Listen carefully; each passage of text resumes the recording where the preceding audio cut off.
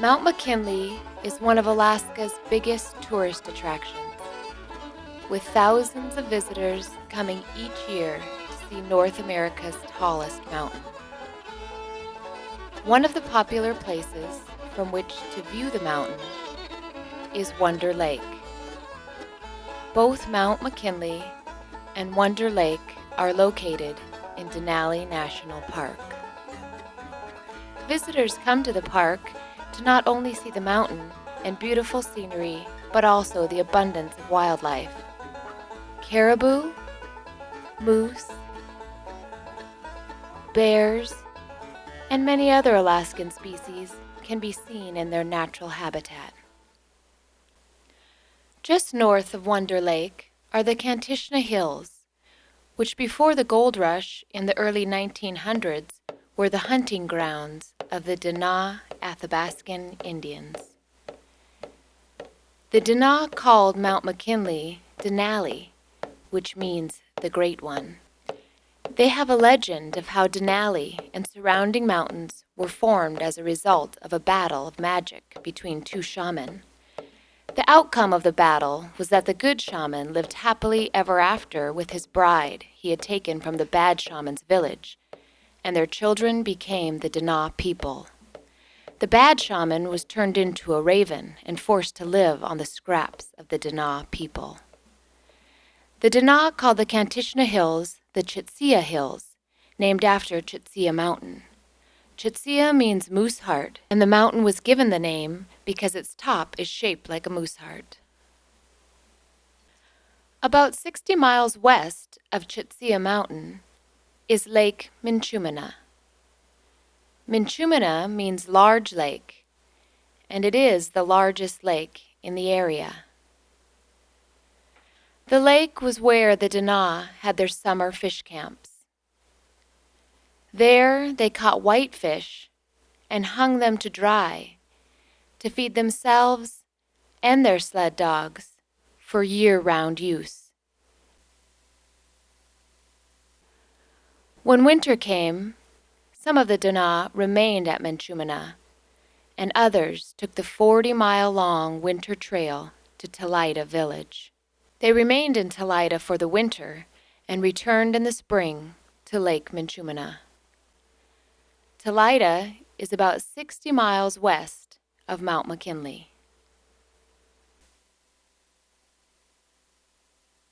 Carl Sasui and his wife lived in Talaida village, where Carl's father was the chief. They are seen here with their large dogs, used for sled dogs in the winter and pack dogs in the summer. These pictures of the Denali were taken by Stephen Foster, who is seen here with Chief Deerfan. It was thought that Foster came to the area during the 1905 gold rush. He started living at Minchumina in 1912 and had a fox farm and trading post there. He also tried his hand at being a trapper and big game guide, but in 1917 became the game warden for the area. What became of him after 1922 is a mystery. In May of 1903, the steamboat Tanana Chief left Fairbanks and was the first to go up the Tanana River. Upon reaching the mouth of the Kantishna River, it waited until the spring ice flow subsided and then continued on up the Kantishna River. On board was an exploring party led by Judge James Wickersham. As they made their way up the river, they visited 3 Denali camps. It was the first time the Denali had ever seen a steamboat, and they were very curious as to where the party was going and for what purpose. When they asked, Wickersham said they were going to climb to the top of Denali. One Denali asked, "What for you go top? Gold?" Wickersham replied, "No, we go merely to see the top, to be the first men to reach the summit." At this, the Denali laughed and said they were fools. As Wickersham's party made their way up the Kantishna, the first Dana camp that they encountered was called Nachereha's camp. The leader of the camp was Nachereha.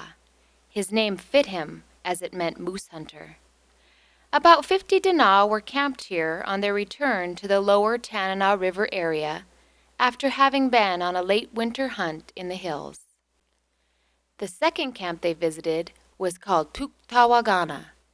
It was the camp of Konha, the blind shaman, and his 2 wives, and also an undetermined number of people. It was at this camp that Konha told Wickersham the legend of how Denali was formed. The third camp they encountered was called Anotoktilon. Upon reaching the last Dana camp, Wickersham met Chief Sesui and his wife. He was the chief of Talaida village, who in 1899 saved a U.S. military party who were lost and about to perish. He was able to do so because out of curiosity he backtracked a bear he had killed who had bacon in its stomach. Chief Sesui advised the Wickersham party to now leave their boats behind and travel across land to their destination. They took his advice and started hiking with very heavy packs. They also had 2 mules they had brought on the boat with them, which helped pack their supplies and wood they cut when camping. The Dana never had seen mules before and immediately called them the white man's moose. The party traveled towards the Chitsia Creek and camped at the foot of Chitsia Mountain. Some of the party climbed to the top of the mountain to see the view of their path before them. The next day, party members prospected Chitsia Creek for gold and were successful in finding paying quantities. From the Journal of Judge Wickersham. On June 4, we staked placer claims. These were the first mining claims located in this region. We filed our notices of location of these claims in the recorder's office at Rampart the following July. We also filed a map which was immediately copied by numerous prospectors, and the next year a horde of these hardy men explored every creek in this land for gold, and actually located rich placer diggings on Moose Creek, across which we had carelessly passed with our eyes fixed on the crest of Denali. It became the center of the rich Kantishna mining district. Wickersham's party continued on to Wonder Lake and crossed the McKinley River flood plain, then on up Denali. They climbed about 10,000 feet till they reached a perpendicular wall, which is about 1/4 of a mile high. The wall has come to be known as Wickersham's Wall. The party had no choice but to turn back and raft back down the Kantishna River.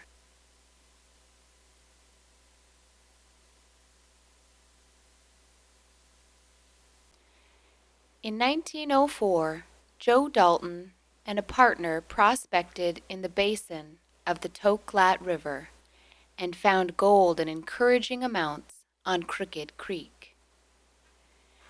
The next year, in the summer of 1905, 2 other prospectors, Joe Quigley and partner Jack Horn, prospected Glacier Creek, and Quigley later filed claims on Quigley Ridge.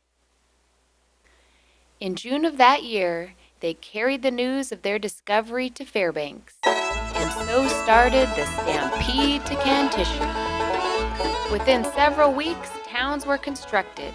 Eureka in no time had several hundred people living there and was to become the present-day settlement of Kantishna. Two of the largest towns in the area were Glacier City and Diamond City. By the spring of 1906, a mass exodus occurred as numerous disappointed treasure seekers left the area. Of the Alaskan pioneers that lived in the area, perhaps the most well-known are Joe and Fannie Quigley. Joe first entered Alaska through the Chilkoot Pass in 1891 and prospected around Circle City and 40 Mile River. The Quigleys made their home on what was originally called Mineral Ridge, but was soon changed to Quigley Ridge. They had a 4-building complex, 3 buildings to accommodate guests and storage, and their main house at the top of Quigley Hill. Near their house was the entrance to Red Top Mine, which was one of several lode mines Joe had worked throughout the years. Fannie arrived in Alaska in 1898 with thousands of other treasure seekers. She started out as a dance hall girl in Dawson and later cooked for miners, which earned her the name Fannie the Hike, because she would be the first on the scene when a new strike occurred, with her sign that read, "Meals for Sale."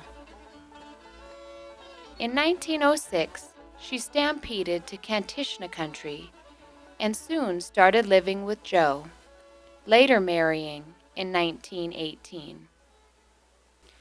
Joe found a number of lead, zinc, silver, gold, and copper-bearing veins further on up Quigley Ridge from their home. His Little Annie mine was located a few miles further up the ridge. Mines in the area were often visited by government auditors. Standing in front of the Little Annie mine is an auditor and Little Johnny Boucher, who was one of Fannie and Joe's closest friends and neighbor. The Red Top mine, located near their home, contained base ore of silver and gold. It had to be hauled 28 miles by dog team to the Kantishna River and eventually ended up in a smelter in Tacoma, Washington. The ore had to be at least worth $150 a ton for Joe to break even. Bags of the ore were stockpiled to await shipment. Joe's placer ground never proved rich, but others were successful in the Eureka area, using their sluices to recover gold. During the early 20s, there was silver mining in the Kantishna district, but the miners had a serious transportation problem.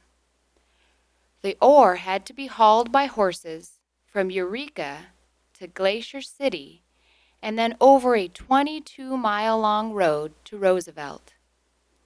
Steamers barged the ore down the Kantishna River to the Tanana River, eventually reaching St. Michael's at the mouth of the Yukon, and then on to Tacoma, Washington by ocean steamer.